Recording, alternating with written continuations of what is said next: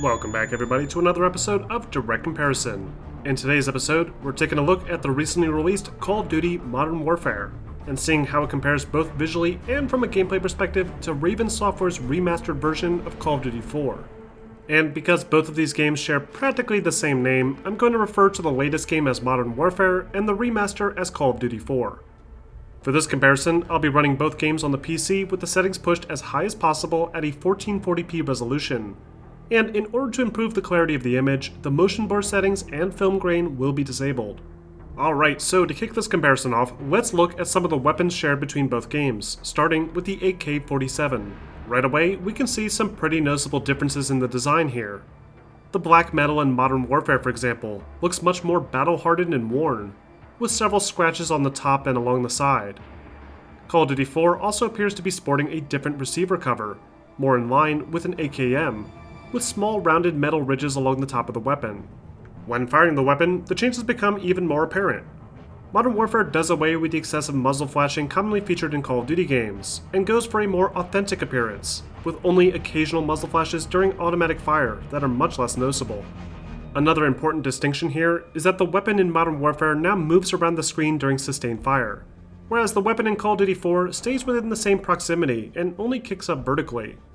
This, coupled with the sound that I'll demonstrate soon, makes Modern Warfare feel significantly more realistic. Next, we have the M4A1, which in Call of Duty 4 sports a carrying handle and a vertical foregrip by default. The M4A1 in Modern Warfare, however, features rail covers, and without a grip attached, the player grips around the handguard instead. For the parts of the gun that are similar, it's clear that Infinity Ward was able to cram in much more detail into their version than Raven Software, again providing players with a more authentic weapon model. And then we have the iconic Desert Eagle that in Call of Duty 4 could be fired as fast as the player could pull the trigger. This, of course, has been toned down in the new Modern Warfare, as the weapon's firing rate is now limited. The weapon model itself has seen some pretty big changes as well. The Deagle now appears much smaller, and features a black iron sight and hammer, whereas the model in Call of Duty 4 was completely chrome. And the reflections themselves look much better now, making the chrome appear more natural. All the weapons appear much more authentic and handle more realistically than ever before, providing a much different Modern Warfare experience. Next up, let's look at the environments. Both of these Modern Warfare games share a lot in common when it comes to the types of locations and how they're portrayed. Many of the multiplayer levels, for example, take place in war-torn towns and villages in the Middle East. But when taking a closer look, it's plain to see that the various models and textures that make up these environments are more complex in the newest game. Brick walls and roads feature more variety and depth, and grass textures used underneath the grass sprites appear to be a higher resolution. Even trees appear better now, thanks to an increased number of polygons, giving them a more complex shape than the completely smooth edges of the trees in Call of Duty 4. This, coupled with the larger overall level sizes, makes the environments in the latest game feel much more believable. The lighting, as you've probably already noticed, has received a complete overhaul. Maps no longer appear as static and lifeless as before, with much richer colors and slightly more dynamic lighting effects. God rays, for example, will now pour into some of the scenes, especially in the smaller gunfight maps. However, the larger maps have slightly less impressive lighting effects, with some excessive bloom at times and a lack of God rays in general. When playing on the PC, Modern Warfare benefits from some light ray tracing effects, adding in some missing shadows and providing more precise global illumination, especially in some of the darker scenes. And surprisingly, unlike most of the ray tracing enabled titles I've tested in the past, the RTX features in Modern Warfare have a minimal impact on performance, making it plenty playable with an RTX 2080 Ti. Though, just to be clear, the ray tracing implementation here isn't exactly like other RTX enabled titles like Battlefield 5, in that reflections still seem to be handled primarily by screen space reflections. Still, either way, the new Modern Warfare's lighting is leaps and bounds better than the static, washed-out appearance in Modern Warfare Remastered, demonstrating the massive advantage of Infinity Ward's new in-house engine. Shadows have also seen a nice bump in quality. Shadows for things like environmental trees appeared pixelated when viewed up close in Call of Duty 4, but the latest Modern Warfare features much higher resolution shadow maps, and actual shadow projections from the player model itself, a rare occurrence in a Call of Duty title. Next, let's talk about special effects, starting with explosions. Explosions are one of the few areas where I feel as though Call of Duty 4 Remastered has a step up over the latest title. Sure, grenades shouldn't have a big epic fireball when they explode, and the latest Modern Warfare does look more realistic in this regard, but the actual effects themselves look less complex, with less particles and dirt kicking up after the initial explosion. This is even more noticeable when observing a C4 charge explosion, which again features a higher resolution initial fireball, and far more specks of dirt and debris flying in every direction. However, unlike the grenade, the C4 in the new Modern Warfare features a large plume of smoke, which lingers longer after detonation. The smoke effects are without a doubt better in the latest game, as they not only feature less pixelation and feel more volumetric, but even interact with the game's lighting, and can cast shadows realistically. Fire effects are also more impressive now, especially coming from static props in the environment like burning vehicles. Not only do they illuminate the interior of the car like in the remaster, but environmental fires also illuminate the player model properly, with orange light reflecting off of the gunmetal. Now, before we move on to the sound comparisons, I want to briefly go over some of the biggest changes that have been made to the general game design, and I'll be sure to go into even greater detail with my final review later on. The first big change is to how the game's movement and weapons are handled. Like several of the more recent Call of Duty titles, players can vault over waist-high cover, and slide into a crouch to avoid gunfire. But new to Modern Warfare is the ability to mount any weapon onto nearby cover, allowing for greater weapon stability almost like a bipod. This is important, as the weapons in Modern Warfare kick significantly more now, requiring more controlled fire and smarter allocation of weapon attachments to account for it. Weapon attachments have been expanded upon substantially since the original Modern Warfare, and with this latest title, Infinity Ward has pushed the number of available weapon attachments to the extreme. There's now dozens of available scopes, barrels, and accessories to attach to almost every weapon. And instead of being forced to choose one like in Call of Duty 4, players can attach up to 5 different attachments, and don't need to sacrifice any other loadout customization in the process.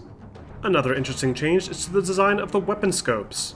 Scopes now offer a sort of fake magnification effect that curves the image at the edges to simulate the scope zooming in.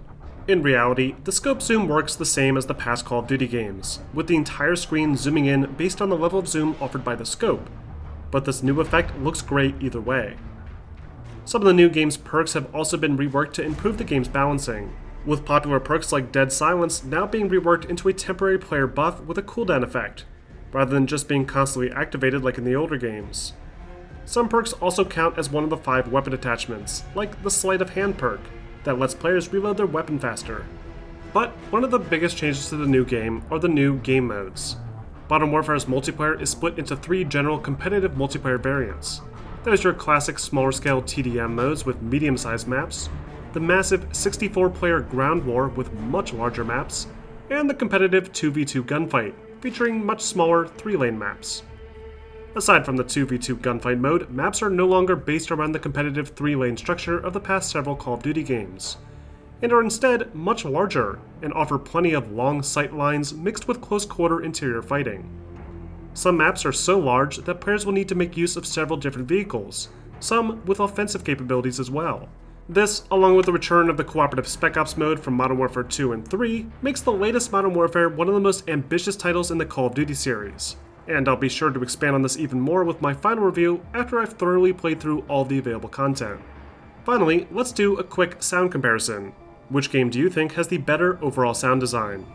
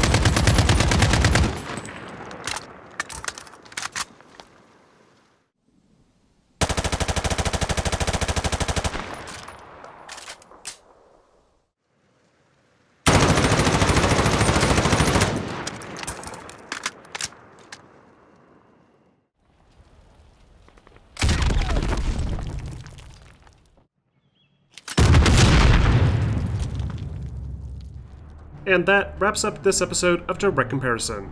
Overall, the latest Modern Warfare marks a significant step forward for the series. Infinity Ward has been progressively improving their IW engine with each release, with improvements to lighting, texture streaming, and character models. But this game is on an entirely different level. Everything from the game's more dynamic lighting, the higher quality textures, the reworked character animations, and the impressive reworked sound design help Modern Warfare feel like a generational leap over its predecessors. And it'll be interesting to see how Treyarch handles their upcoming 2020 project. But what do you guys think? Do you feel like this latest Modern Warfare is a big improvement? Or do you prefer the design of Raven Software's Remaster? Let me know in the comments section. If you're interested in learning more about Call of Duty, be sure to check out my full documentary on the series that I released last week, that details each and every major title in the franchise, and exactly how the games have progressed since the series started back in 2003. Also, stay tuned to this channel for a complete review of the game and all of its new features later on. And of course, be sure to like and subscribe for more videos posted every week.